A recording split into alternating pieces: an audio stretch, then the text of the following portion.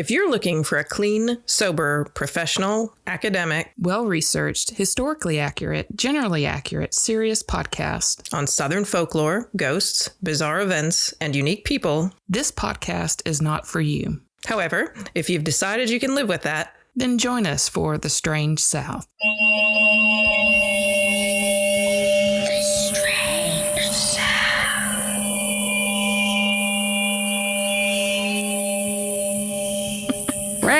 Randy, cut this out. Oh my goodness. Hi, Marleah. Hi, Patrice. Hi, Courtney. Hi, Courtney. Hi, y'all. You sipping on the good stuff now. Yes. It was, what'd you say, 114 heat indices today? But now it's... Now the thunderstorms cooled it off without murdering all of us, so that's nice too. It looked nice like bonus. it wanted to murder all of us. Had murder clouds. Definitely some murder clouds. And a little bit of murder wind. Yeah.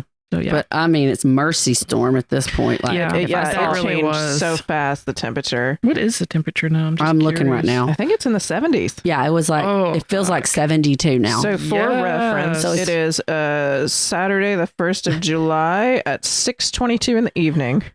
The temperature of feels like is also 72. Let's do our math real quick. Right. That is cut in half. Yes. That is, yes. Oh, shit. It really is. Half the feels like temperature from 4 hours ago. Wow. Half. I was out in my garage. It was 114 heat index. And I was just like, you could tell, like, a lot of the time they give maybe these not half. That's advisories. 140 degrees. Oh, that's but right. Still, But it's like a 50 degree difference. There's a 1 and a 4, and I was like, 40. I believe you. I'm not mathing right. I know I was going 114, 70, and 70 is that's 140. half. We cut it in half. But still, 40 something difference is huge. That is a big difference. I'm telling you, we talked about that heat burst last week, and this is we did. like we lived through it today. If it had happened real fast, this would have been what it felt like. I think I would have flipped my lid. Yeah. I saw an article about a micro something after that. I meant to screenshot it and send it to you in a news article. Popped up because it's been like this in Texas for the last 2 weeks. Yeah. Like they're getting like 120. Oh yeah, feels like, and it was a Texas burst, microburst, a heat microburst or something is what they called it. Yeah, that's what she was talking about. Yeah, there was just an article about it like right after you talked about it. Wow. Where it rose really fast, and I'm pretty sure it was Texas because they're suffering. I mean, we've suffered for like 3 days now, but they've been having it hard. Oh, yeah, very hard. And it's my air condition went out. Yeah, because it was out when we were recording. Right. So it went out, and I got it fixed on Monday because I knew it was going to be like really hard. And that scared me because I was like, oh my God, what's this going to cost? And it took like a really long time. And I was like, oh Jesus. I was like, oh Jesus, please, AC, don't do this to me. And I talked to my parents, and my parents were like, yeah, our AC just went out. And I was just like, oh no. God. And theirs is a little bit worse because it already like was hot. And so they had to go buy like one of those portable AC units just so that they can sleep. And I was trying really good to be consistent, like to acclimate my family because I knew it was going to be like, it's not even August yet, y'all. This year's going to be shit, and y'all. it's already like, so we already hit like those 100-degree indices. And so I knew it was going to be rough. So I was like trying to acclimate my family. I was like, okay, we're going to just live. I was like, because the power bill is fucking sky high already. And I was like, I cannot be paying $500 for electricity this Oh my God. month, right? No. And so I turned it down. We're all kind of sweating. We're like sweating in bed. We're like there. It's like, we're not naked like you said, like wear some clothes on. Wear clothes, right? So it'd wick away. So like, so we're all like covers off, fans on, and having just the shittiest night's sleep ever still. Yeah, man. And after I got that air condition fixed, and I'm like, fuck it. Yeah. Because we have gotten to the point where we cannot function. Yeah. We cannot do our jobs. We cannot sleep. And it is like affecting us all the way around. It's like, we are just going to have to pay that price and be okay with it. Because just being that hot is just Nope. That's why I'm thankful for my tiny house. It's not technically a tiny house, but it's a very small house. It's pretty close to a tiny house. It is. 996 square feet. Yes. So, and I'm thankful for it. Yeah. When it's hot and when it's cold, it keeps it in, and mine doesn't fluctuate too much. Yeah. Summer, nice. I might see like a $40 a month jump. Yeah. Yeah, this is extreme. Maybe 50. This is extreme. This will right now is not the time to test it if you can avoid it. You know? No. I did turn mine up 1 degree though. I turned it up to 74 because it was just constantly running, and I thought, well. Yeah. I mean, when it's 114, feels like 74. They're not going to feel that much different than 73 inside. No, ours was 75, but we were out moving that stove in the garage today, and went inside, and every other person in my family would come inside and go like, I'm so glad for this air conditioning. No. And they would only have been out there for like maybe 90 seconds. Oh yes, I know. And I'm just like, I'm just going to accept it. I'm not going to feel shame. No. This is modern, like living in the South right now. I'm thankful for air condition. And I'm also like, well, we keep ours like at 76, and it's constantly running. Yeah. I think it's a 76. Yeah. And it constantly runs, like constantly. Yeah. So I think I've gotten old because when I was in Orlando, I kept mine between 78 and 80, and I left the windows open most of the time. What? When I was working from home. Yeah. And I was home all day long, and I was just like, But in Orlando too, there's always, and I've said this before, I'm sure, it's not necessarily a breeze, but you get rain every day. There's a drop in temperature every day at around the same time, depending. Yeah, man, like it's we had today. very, very consistent. Yeah. And so it's like you always have that to look. It's like I can make it that far. It's like I can make it to that. Right. You know, I can make it to the drop. So nice. But anyway. So yeah, that's really just me and my coming to grips with my electric bill, and thankful for my air condition. We'll put up a little small shrine and like give it food, give it little bit of whiskey. What's your shrine gonna be? I don't know. Ice cube. Frosty the Snowman. Well, Frosty the Snowman, little ice cube. Oh, maybe we should get a little Frosty the Snowman from our Christmas bin. Make a little shrine. Go get what is it? Where they call it tiger blood snow cone. Yes. Oh my God. Now I picture, okay, so we have this Frosty the Snowman Christmas ornament that we've had since before I was born. I think it was my brother's, and it's 3 styrofoam balls, and they're like the early 1970s styrofoam balls. They're not pretty. They're like crunchy. Yeah, they're crunchy, and they're really old, and they're all stacked on top of, no, there's 2. Sorry, there's 2, not 3, but they're bigger than your fist. Like they're pretty big. And then he's got little felt feet sticking out, and he's got a little felt hat on top. And he was always my brother's favorite. He weighs nothing. But I just had a picture in my head of him like being the god of the shrine, like sitting there with his little broomstick that he holds. And then I pictured his little weird dark eyebrows growing across his mean little face. That's right. You have made the gods angry. That's right. Feel my wrath. Don't let it get below 74. Or no, I should say, don't let it get above 74. Yeah, man. Yeah. But that's all. Just trying to stay cool. That's all we got. Stay cool, friends. Stay cool. We didn't choose a summer drink because I didn't get my shit together today. Let's just be honest about it. It's been a weekend. I had a loss. I lost someone today who's very close to me. He was like a surrogate father to me for many years, like my second dad. And he was a big enjoyer of Scotch whiskey. Having just come back from Scotland, we had to talk about it last week, about all the favorites that I had. And he's traveled abroad. He was a former military, and he's lived all over, and he's been to Scotland and Ireland, and he was a golfer. So he played at St. Andrews before. Wow. Yeah. So we talked about all the favorite ones that I had. And so I had told him I didn't bring any back, but I found out ones I liked, and then, we're finding them here in the U.S. And so the one we have today is Glenmorangie 10-year. So for everybody who thinks Scotch has to be smoky, I've proved this wrong. Marleah does not like smoky. I did not like smoky at all. And I learned in Scotland, it's according to where it's made. So a lot of those made on the West Isles, on the islands, are more smoky. They use peat. Is it the peat that makes it? The peat is what makes it that smoky. And then some don't use that. They use other methods. I don't know exactly, but I did go to a tour, but I didn't remember. Probably would. I don't know.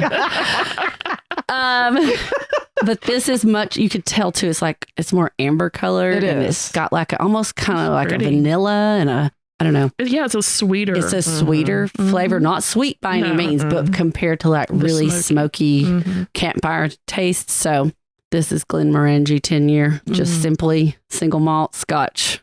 It's delicious. No rocks, just a dab of dip of water, like a little water. couple of drips to open up the flavor. And so slàinte to Jim. To Jim. Oh, that's thunder. I was like, thunder. what is that? That was thunder. God says to Jim. To Jim. All right. We'll be right back. Do you want more Strange South every week? We can help. You can follow us on Facebook, Instagram, and Twitter, and you can join our Facebook fan group, Fans of the Strange South Podcast, to keep the chat going with our whole creepy community. Do you have a story idea for us, or a story of your own to share? Email us at stories@thestrangesouth.com. Plus, if you join our Patreon, you not only help support the podcast, you get free swag, extras, exclusives, and a discount on merch. You can find links to all these things on our website, thestrangesouth.com, along with photos, links, and show notes from every episode. Strange South t-shirts, mugs, stickers, and other goodies. See you there.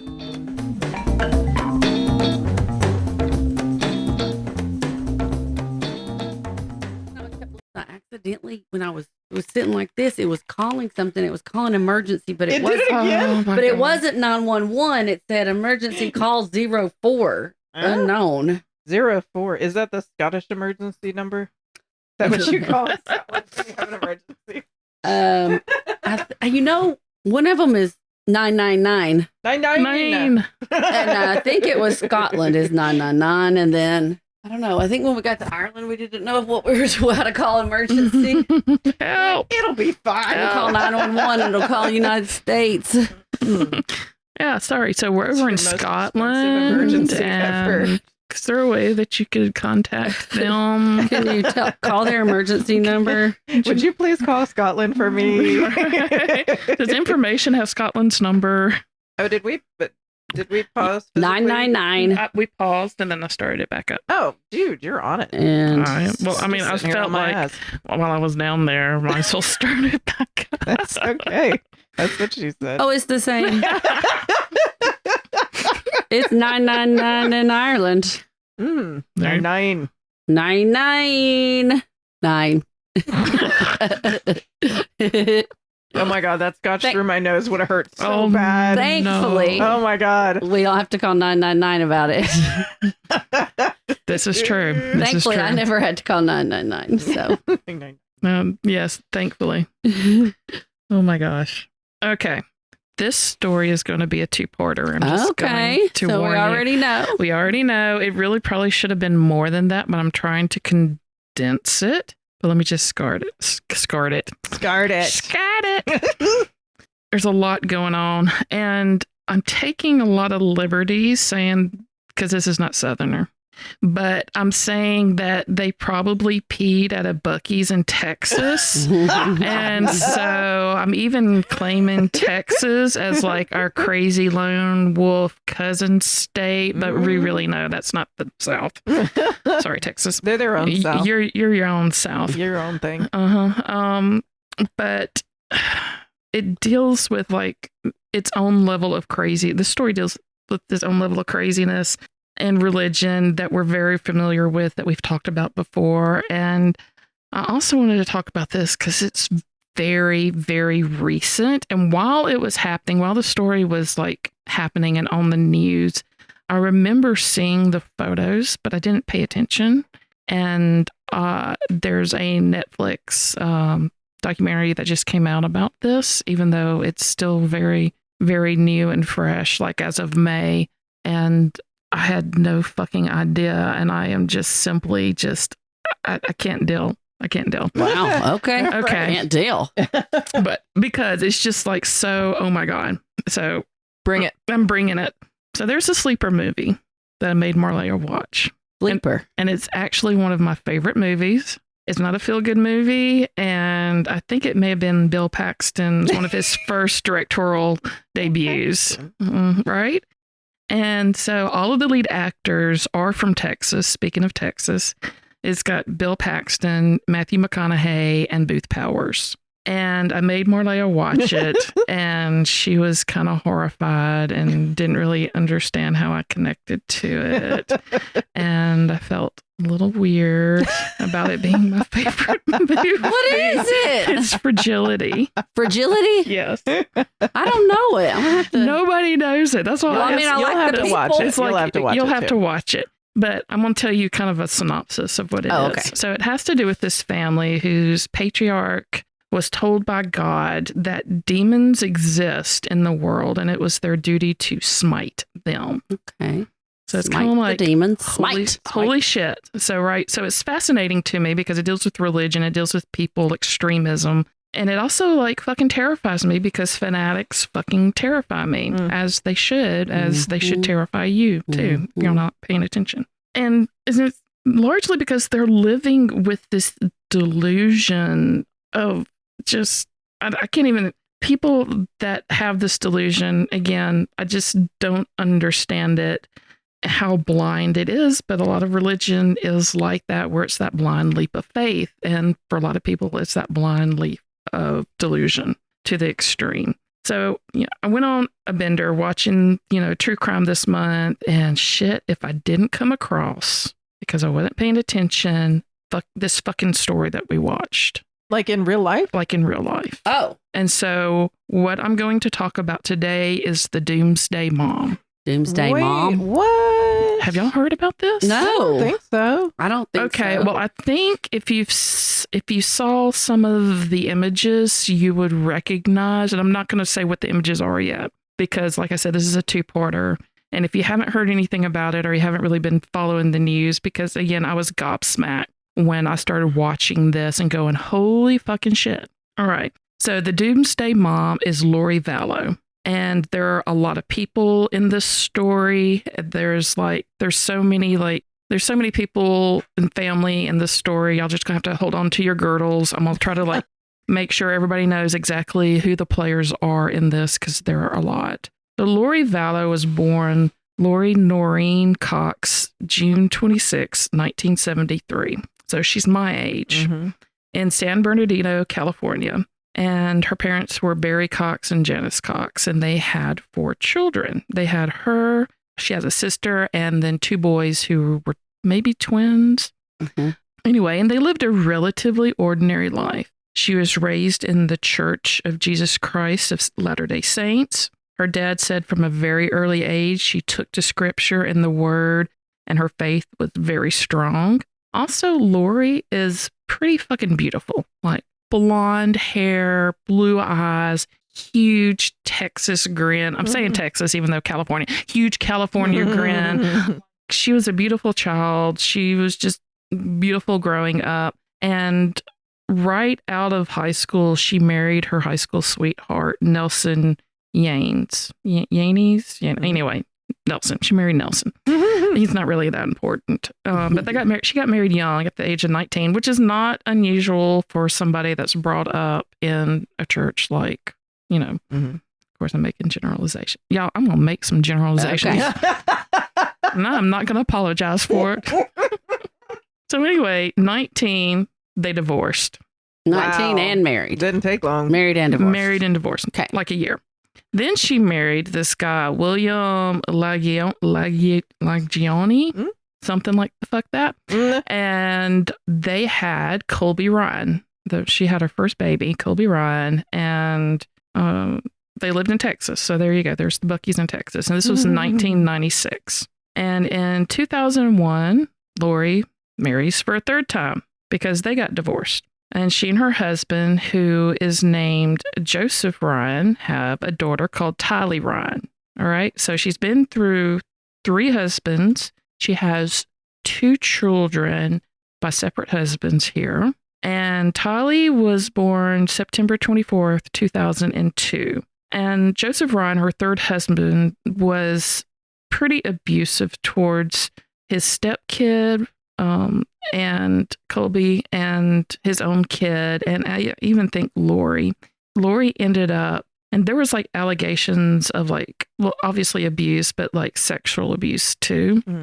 And so when Lori found out about that, she like took her kids and she ran, and the couple divorced in 2004. And she told her brother, Alex. So there's Alex Cox and Adam Cox. Those are Lori's two brothers.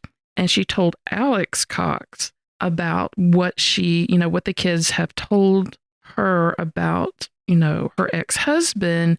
And Alex went and hunted Joe down and physically assaulted him with a taser. He went to Texas and assaulted him with a taser, and there was talk about plans to kill Joe because of this. And so that was really hot and heavy, serious, this is going to happen, I'm going to go kill him for touching my nephew and my niece and stuff like that. But by this time, and Lori was all into that too, but by this time Lori had moved on because she met this guy named Charles Vallow. And this is 2004. So they got married. So the little one's only 2 though. Yes. Yeah. Correct. Okay.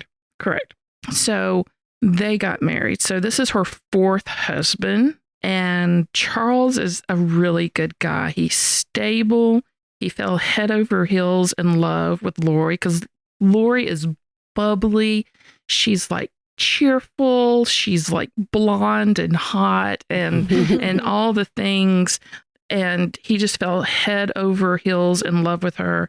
And they married not too long after they met. And Charles was a Catholic. So he converted from Catholicism to the LDS church, and they were active in the churches. They did all the things, the potlucks, the classes, the sing. I don't know. Do they sing in more? I think so. I think so, but without instruments, maybe. Maybe, but the Mormon tabernacle choir. Yeah, so they do. Big deal. Yeah, so that's the singing thing. I couldn't remember. So they're doing great. Charles actually adopts Lori's oldest son, Colby Ryan, and her daughter, Tylee. Colby Ryan is not going by his dad's name. He goes by the third. Mm-hmm. It's very confusing, y'all. Okay. So he goes by the same name as his sister then. Mm-hmm. Right. It's his sister. Correct. Yeah. And they're very tight. The children are because when you said his name was Ryan and then you said the third husband's name. Right. So he's not named after his biological dad. He's after the shitty dad, same as his sister. So Charles adopts both of them, and Charles already has 2 sons from a previous marriage. It's really a fabulous thing because Charles has money. He's a solid character. He provides stability, a great home for the family. The kids are yes. He doesn't he's like a dad to them. He doesn't beat them or try to sexually assault them or anything shitty like that. Lori decides, and I don't know if it's from the documentary, I got the feeling, and I may need to watch it because I may have misheard it, but I thought that maybe God told her that they needed to move to Kauai. Like Hawaii. Kauai. The island? The island. Yeah. Yeah.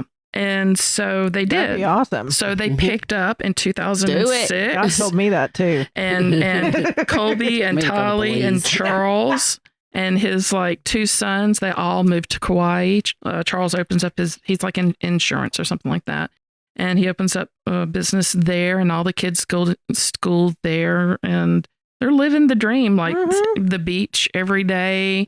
It is perfect. About that same time, Lori and Charles decide to adopt Joshua Vallow, or JJ. And JJ, again, bear with me here so you understand this. JJ is the biological grandson of Charles's Vallow's sister, Kay Woodcock. So it's his great nephew. It's his great nephew. Okay. And they did that because Charles's sister's son fathered a child and abandoned the mother, and the mother had the child and abandoned the child in the hospital because it was born 3 months premature. And also JJ is autistic. So Charles's nephew was crap and left his son, and now he's going to and so they're going right because his sister was raised him from a baby till 2 years old, and Charles is look, we have the family structure here. the kids, it's a blended family anyway. Lori's fantastic with the kids. Lori's like a model perfect mom kind of situation here. And she was like definitely on board with this. And so they ended up adopting JJ, and JJ comes over and is living on his best life on the beach, getting to play in water, like loving all of this. And this goes on for several years. Like, this is such a happy story. Right? Love it. Yeah, exactly. The end. But they end up, like, everything is great. They actually, until, well, they're still at Hawaii. Ryan, at this point, he's like 21. Wait, Colby? Sorry. Yeah, Colby, sorry. Okay. Colby,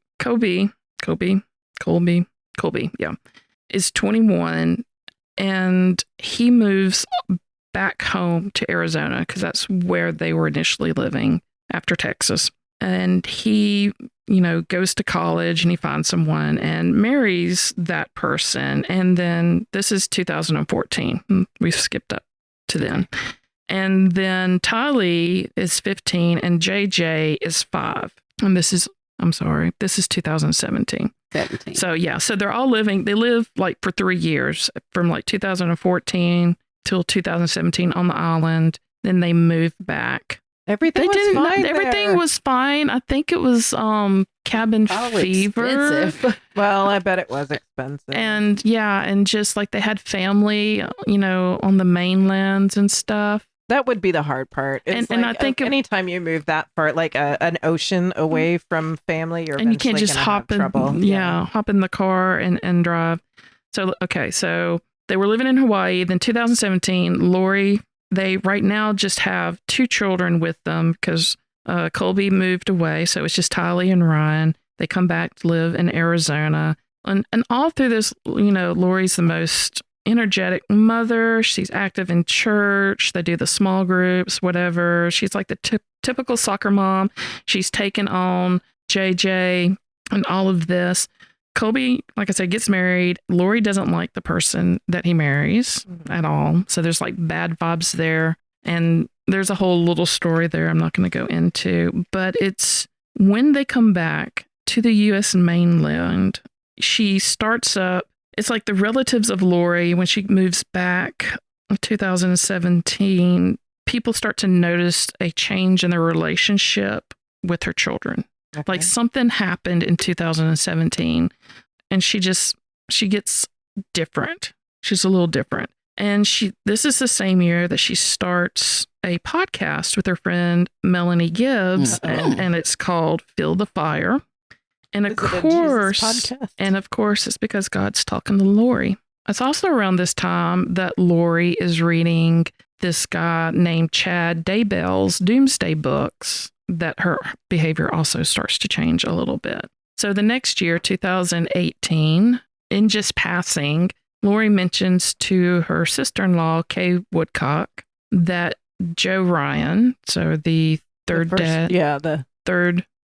husband, the abusive husband, turned up dead. Oh. And she was telling Kay, she's like, well, he was just so evil that God just took him. And she said he's been dead 3 weeks and nobody found him because nobody cared because he was he was just evil, and that's just, that's good because, he needed to go. And fortunately, Joe had her listed on his insurance policy, and Kaylee also got money from him. And so Kay was like, it was just a weird conversation because it was so matter of fact, like he's dead. Mm-hmm. And it's like, my grandpa just came to visit. And nobody, and nobody knows why, kind of deal, right? And so she goes, well, he had a heart attack, but then we had him cremated immediately. Mm-hmm. Interesting. So apparently she had like a lot of control. I was going to say, how would she have been the one? His life still. So yeah.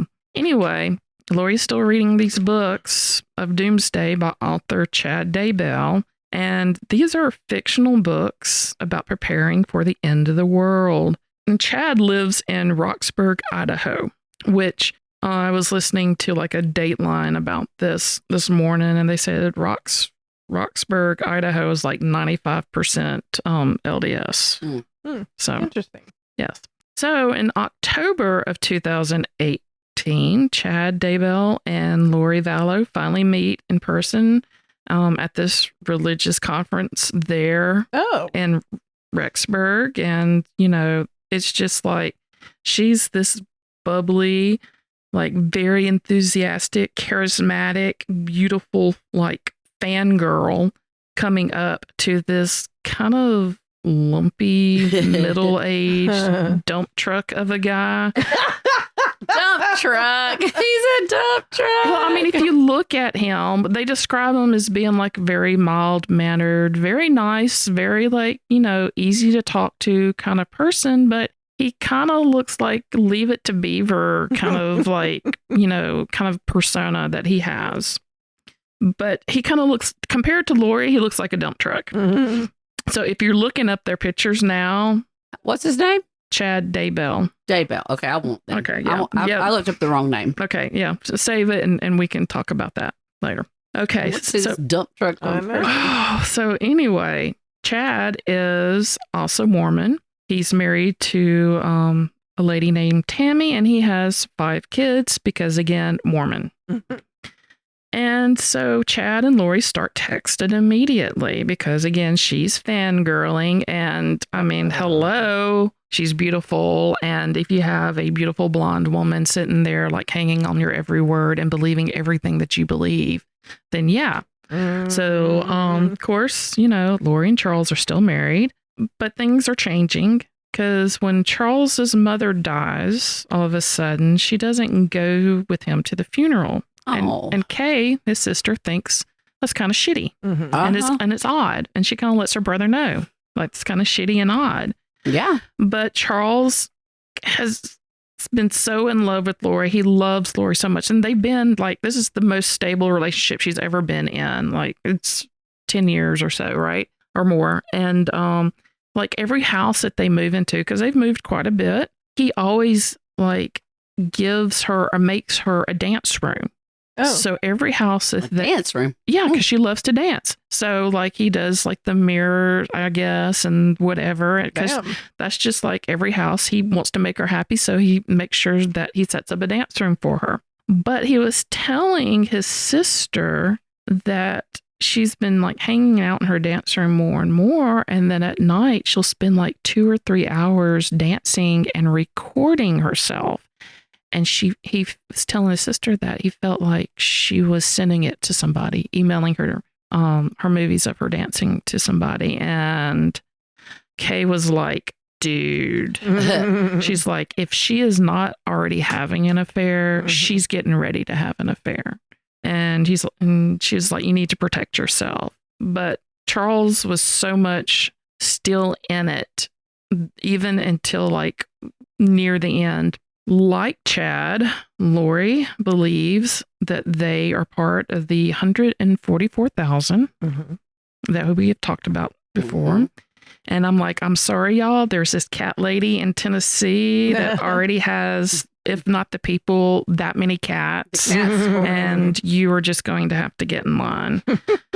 But if you don't know about the 144,000, it's a special group of people that were chosen to prepare for the end of the world. And I actually it's in Revelation 7, and I'm going to read to you Revelation 7 where this is mentioned, because this is what, and it's long, right? I used to be fascinated with it. Here we go. So after this, I saw 4 angels standing at the 4 corners of the earth, holding back the 4 winds of the earth, that no wind might blow on earth or sea or against any tree. Then I saw another angel ascending from the rising of the sun with the seal of the living God. And he called with a loud voice to the 4 angels who have been given power to harm earth and sea, saying, do no harm the earth or the sea or the trees until we have sealed the servants of our God on their foreheads. And I heard the number of the sealed, 144,000, sealed from every tribe of the sons of Israel. That's some fucked up shit. I'm just going to say that right now. All right. So Lori and Chad believe that they are part of this group, and thus they have the highest power. And Chad already believes, like they believe in multiple lifetimes, and Chad already believes that he has lived like 33 lifetimes already, and that he has ascended, because like with each lifetime you ascend if you do good. It's kind of almost a Buddhist thing too, right? Very karma-like. Yeah, very karma-like, that if you ascend, that, you know, the higher you get to exaltation or being godlike. But he believes he's already ascended that much, and now he is the prophet. And Lori, while she has been in multiple lives, he tells her, and she's like, I feel it. He's like, not as much, but higher up there. And we have been together in our former lives. I bet you have. Yeah. So what a line. It's not cheating. We were together first. Right. But they've only been, here's another thing. They've only been, you know, it's 33 and it's like 20 something for her. So how many times she's been reincarnated, but only 5 times on Earth, because they have been reincarnated on other Earths. All right. And he tells her that she is a powerful woman, that she is a powerful goddess, and that she was meant to basically rule and lead. That was their job for them, to lead the people to be the 144, right? Okay. And so this podcast that they have, and what they start talking about, and what his books are talking about, is like preparing the people, like finding these people, because now they're in charge of this, and preparing them for the apocalypse, which was supposed to be July 22nd of 2020.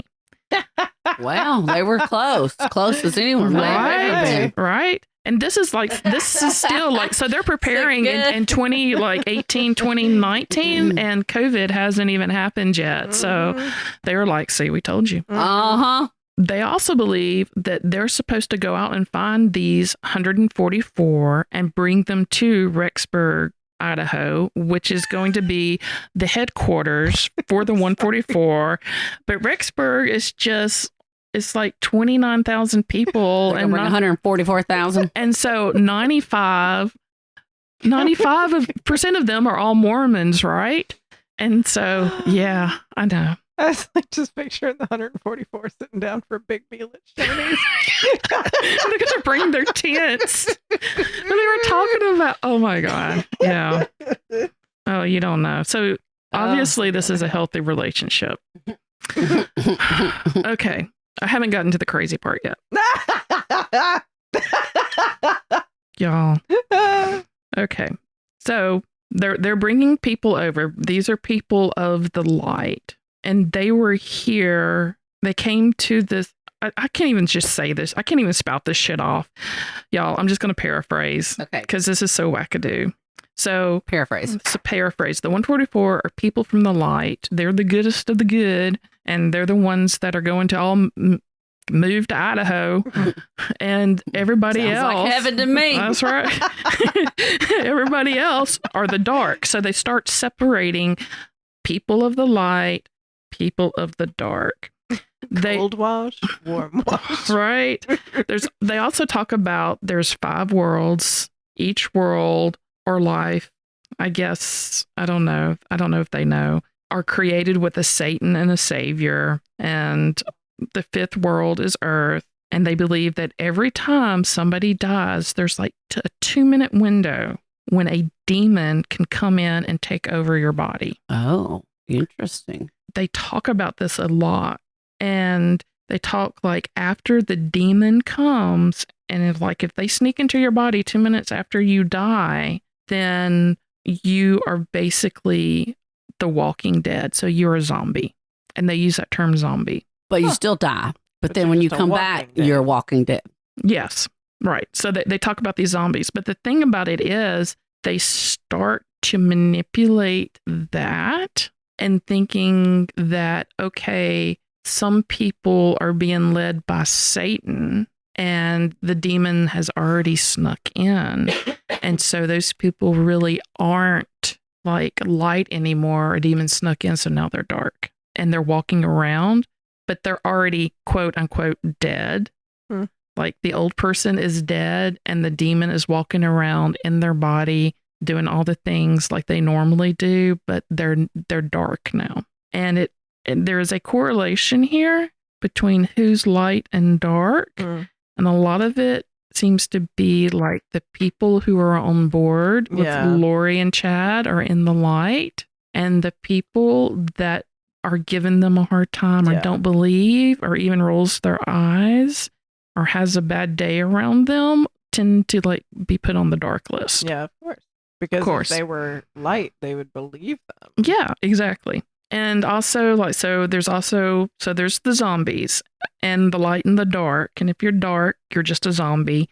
And there's vibrations that also relate to the level of spirituality that you are. And this is the level of lightness or darkness. So, you can move up in basically popularity with them. You move up in your lightness to like number 1.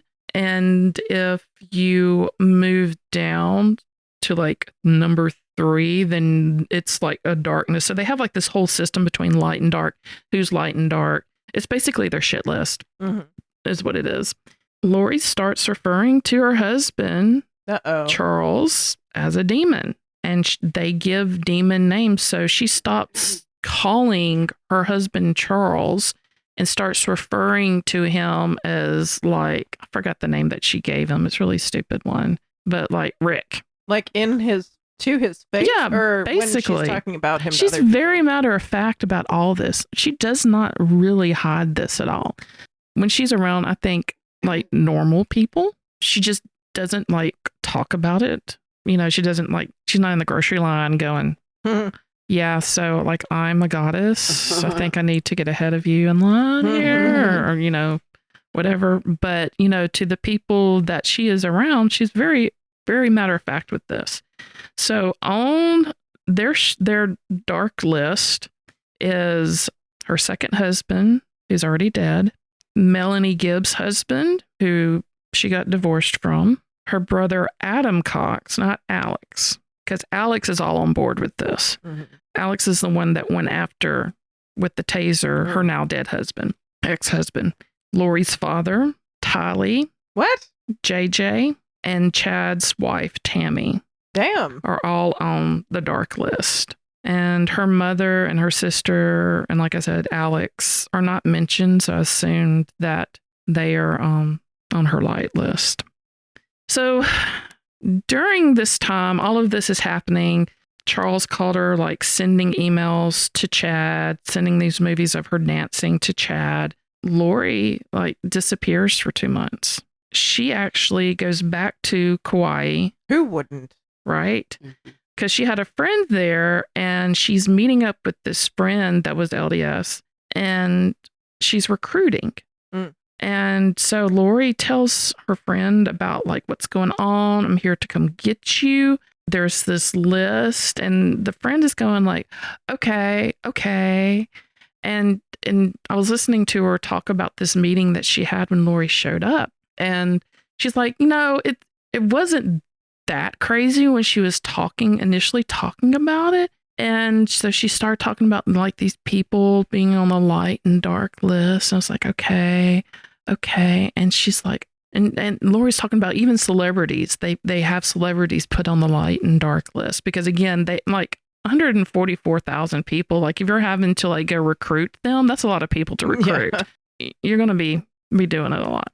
She's like, well, who is the darkest spirit on your dark list? And she goes, Oprah Winfrey. Oh my God. And she was like, the fuck? She was like, okay. So after that was like, no. And then she leaves. So she just spent like a day or like an afternoon over at her friend's house. And she doesn't go back to Arizona for like another 2 months. Arizona or Idaho? Where does she live now? She lives in Arizona? She lives in Arizona with Charles still. Okay. Charles is listening to his sister a little bit. He still loves Lori. Still giving her the benefit of the doubt, everything. He goes off on a business trip. He tries to fly back. And I think this is before she took off for a month. He tries to fly back.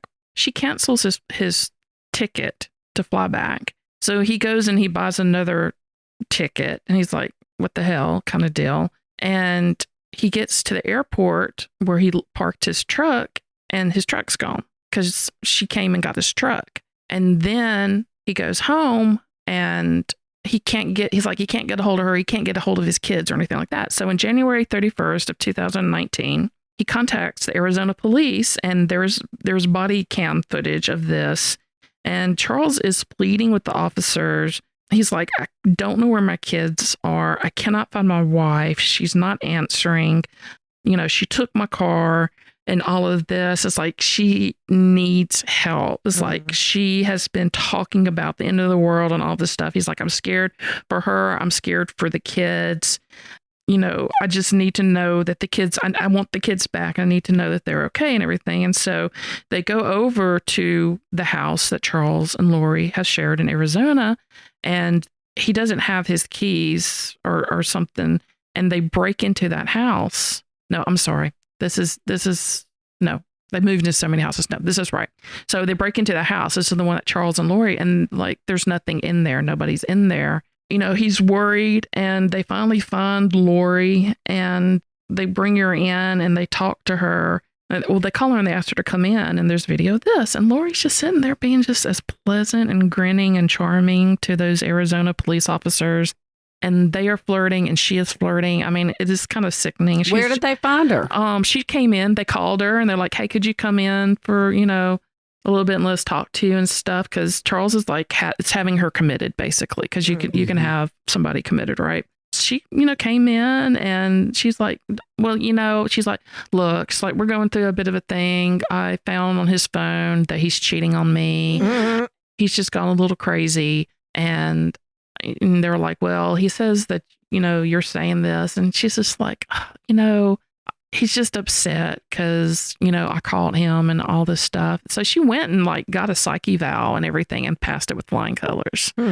She's very good at gaslighting and flipping and not answering like the question, flipping the situation, and very personable and charming and everything like that. So in February of 2019, Charles files for divorce, claims that his wife has viewed herself as God, and she has threatened to kill him to his face if he ever got in her way for preparing for the second coming of Christ. Damn. And so like that incident happens a little bit later on. So they're separated, but Charles is still taking, and for whatever reason, she still has JJ. She still has the kids. And so Charles comes up to get JJ from the new house that they're living in Arizona. So they moved out of their old house, which is why there was nothing in his house when he got home from his business trip. He was coming over to their new house to get JJ to drop him off from school because JJ is like his blood relative, right? And he goes in, and Lori and Tylee are there.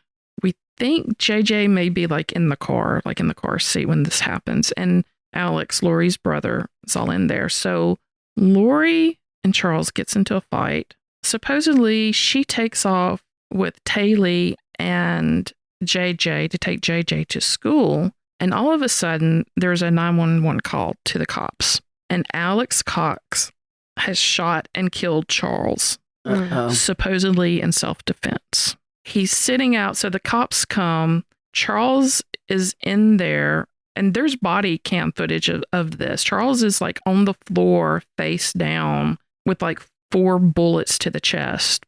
Dang. And Lori comes back from dropping JJ off with her daughter in there. And she's like, hi guys, what's going on? And they were like, your estranged husband has been killed. And she was kind of like, well, and just like a very just nonplussed attitude. The police take her, they get statements from everybody, and they take Lori and Tylee and they separate everybody, and they like get everybody's stories. And during the interview, she is just smiling and just like recounting, she's like what's happened. And their stories are somewhat similar, but not. And Alex is like saying it was self-defense. It's like he came at me with a bat. I've got an owie on the back of my head, so I shot him 4 times, kind of deal. And so the cops fucking buy it. What? Yeah. And so, and she is like nothing. And you can listen again to the 911 call that Alex made. And he's basically, my brother-in-law and I got into a fight, and basically he came at me and I shot him. And they're like, is he conscious? And he was like, nope. Is he alive? And he's like, I don't know. And she's like, well, could you go over and check? Do you feel comfortable performing CPR on him? And he's like, no, I don't know how to CPR. And she's like, well, I'm going to walk you through it. And so she's walking him through it. And CPR is a very physical thing. Mm-hmm. There's no movement of him or the telephone, like he's putting it down or that he's doing anything. And she's like, okay. And she's counting for him and everything. And it's just like very like, okay, over on the other side. So come to find out that he waited 43 minutes before he called 911. I was going to say, plus he would be covered in blood if he'd shot him and he tried to do CPR. Right. Yeah. When you go, you're just like, and he's talking to her and he's like, okay, I'm doing it. Kind of deal. So Lori's very if he's face down, how is he doing it? Yeah, for real. He didn't do it. He didn't do it. So after, Lori chit chats with the police, that night she calls her son, God, if I can call him Colby, thank you. And she's like, Charles had a heart attack. And he's like, what? And he's like, are you okay? Is Tylee okay? Where is he? Do you need me to come? Like I'm on my way. What's going on? All these things. She's like, oh no, he's taken care of. It's fine. And she's again, very nonplussed about it, not emotional about it at all. He's asking her all these questions and she's just kind of vaguely answering and not answering at the same time. So the next day she sends her stepsons. Remember, he has two grown sons from a previous marriage. And she fucking texts them and she says, hi, boys. I have very sad news. Your dad passed away yesterday. Oh, my God. I'm working on making arrangements and I'll keep you informed with what's going on. I'm still not sure how to handle things. Just want to let you know I love you. And so did your dad. And so the sons text and call Lori back. Lori doesn't take their call, but they text her back and they're like, Lori, what the fuck? What's going on? What are you talking about? Where is he? Where's, and they're asking her all these questions and they're calling her and she totally ghosts them. Like she does not respond at all. She waits hours and then she texts them back and they're asking her questions. And again, she's so good at diverting. She's like a genius master diverter. She doesn't answer the questions. She says nothing about the circumstances surrounding his death other than he just died. They call their mom and she Googles the coroner there in Phoenix and finds out online what happens. That he was shot by Lori's brother, which I think she may have said the heart attack. Either she said heart attack or suicide because she told one of the church members there that he killed himself. So she's like saying all these different things. Kay got a call from Charles's son saying what's happened. And she's like, what? And she's like, Charles is dead. And, so her and Larry Google, because again, Kay's sister, right? They Google and they say Charles has been murdered by Alex. And just like when the whole divorce thing was going on, Charles had taken his life insurance that Lori wanted him to get and moved it from her to Kay. Good. And told his lawyer and told everybody is like, if I end up dead, and this is like when the whole police, when he called 911 on her and had her committed, he's like, if I ever turn up dead, it is Lori and Alex, because she basically has told me that she's going to kill me, that I have a demon in me and that I'm not even like myself anymore and all of this. So if I turn up dead, it is because they killed me. So he had $1 million life insurance, and shortly after he died, Lori filed a claim for it. And that's when he found out that Kay got the life insurance so that she could take care of JJ. And of course, Lori is fuming and she's like, she calls Kay up. She's like, I got 5 kids and no insurance money and you get everything. Well, she doesn't have 5 kids because 3 of them have moved out. Ooh. And JJ is like Kay's blood kid, like by blood. So August 2019, that was in July, a month later, Lori calls Colby and she says, look, I'm going to go get a new job and I'm going to move, but I can't tell you where it is. It's just somewhere cold. He's like, what? And so he starts to quiz her and he's thinking, first of all, it's weird that she's not telling me. And, you know, of course I would think that she would move from the house that, you know, her husband was shot in, but to say it's cold, you know, Arizona's not cold. It confused him and he kept trying to quiz and she kept diverting. Then after that is basically when his contact with her and Tylee and JJ drop off. Lori moves up to Idaho and things start to happen, like she returned JJ's special trained service dog to its trainer. Kay and Larry, who live in Louisiana, they call her up and they're trying to speak to JJ. And the last time that they FaceTimed with JJ was in August. And they said it was really weird. Like usually we call and FaceTime all the time, but somebody was holding the phone for him and it lasted like less than a minute. And he was like, okay, I gotta go, bye.